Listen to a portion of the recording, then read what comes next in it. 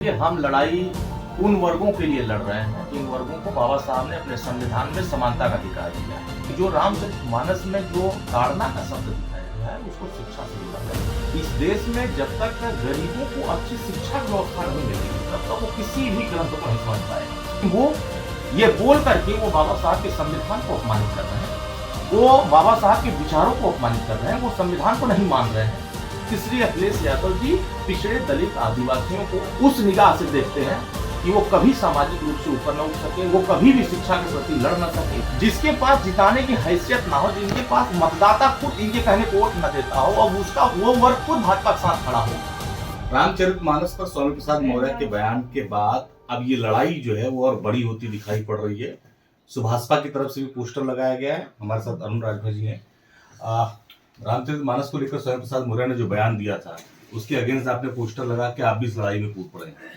देखिए, हम लड़ाई उन वर्गों के लिए लड़ रहे हैं जिन वर्गों को बाबा साहब ने अपने संविधान में समानता का अधिकार दिया है और शिक्षा का अधिकार दिया है। कि समाज जब शिक्षित होगा तब रामचरितमानस को समझेगा और भगवान राम के आदर्शों को समझेगा, भगवान बुद्ध जी के आदर्शों को समझेगा, महाराजा सुहेलदेव राजभर के आदर्शों को समझेगा। हमारा समाज शिक्षित होगा ही नहीं तो किसी भी महापुरुष की जीवनी या उनके आदर्शों को नहीं समझ पाएगा।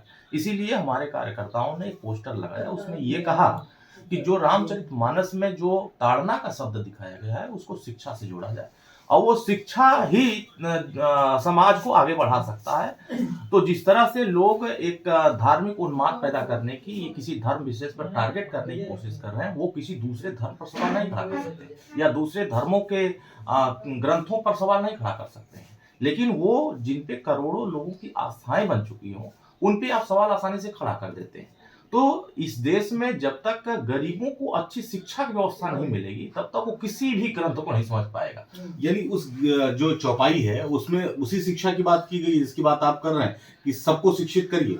देखिए, वो उस समय 500 साल पहले की जो व्यवस्थाएं थी, आज की व्यवस्थाएं बहुत परिवर्तन आ गया। जैसे श्री अखिलेश यादव जी आज शूद्र कह रहे हैं, अगर आज के डेट में हम किसी भी जाति को शूद्र कह देंगे वो हमारे खिलाफ मुकदमा लिखवा देगा। लेकिन वो ये बोल करके वो बाबा साहब के संविधान को अपमानित कर रहे हैं, वो बाबा साहब के विचारों को अपमानित कर रहे हैं, वो संविधान को नहीं मान रहे हैं। इसका मतलब आप वर्ण व्यवस्था की तरफ ले जाने की कोशिश कर रहे हैं, आज से 500 साल पहले की व्यवस्थाओं में ले जाने की कोशिश कर रहे हैं। आज की जनता जागरूक हो गई है, समझदार हो गई है, सूझबूझ से अपना फैसला कर रही है।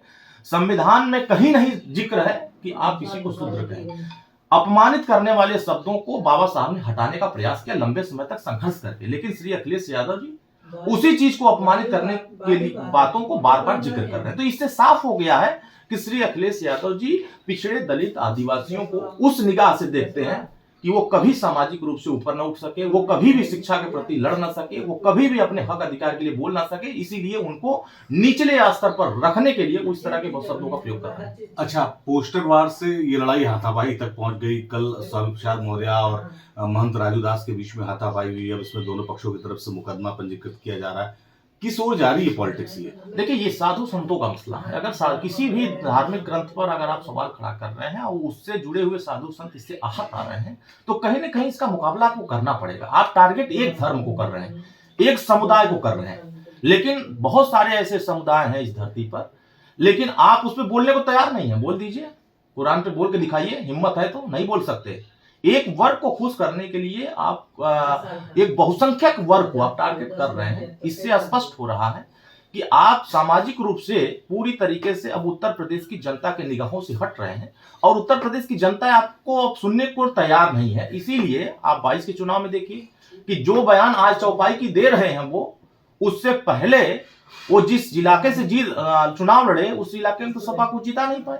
जिसके पास जिताने की हैसियत ना हो, जिनके पास मतदाता खुद इनके कहने को वोट न देता हो और उसका वो वर्ग खुद भाजपा के साथ खड़ा हो, तो आप क्या आकलन कर सकते हैं कि इनके कहने से कोई इस बात इनकी सुनेगा? इनके वर्ग, अब तो मुझे लगता है कि जिन मुसलमानों का वोट लेने के लिए ये बहुत कोशिश कर रहे हैं समाजवादी के लोग, वो मुसलमान भारतीय जनता पार्टी को वोट देने के लिए पूरी कमर कस रहा है और हजारों हजार यादव समाज के लोग समाजवादी पार्टी के झंडा हटा करके भाजपा झंडा लगा करके नारा लगा रहे हैं कि नहीं, हम इनके विचारधाराओं से हमको अपमानित कर रहे हैं, हम बाबा साहब भीमराव अम्बेडकर की विचारधाराओं को आगे बढ़ाएंगे, हम लोहिया जी की विचारधाराओं को आगे बढ़ाएंगे। ये अपरिपक्व नेता के बयान को हम आगे नहीं बढ़ा सकते।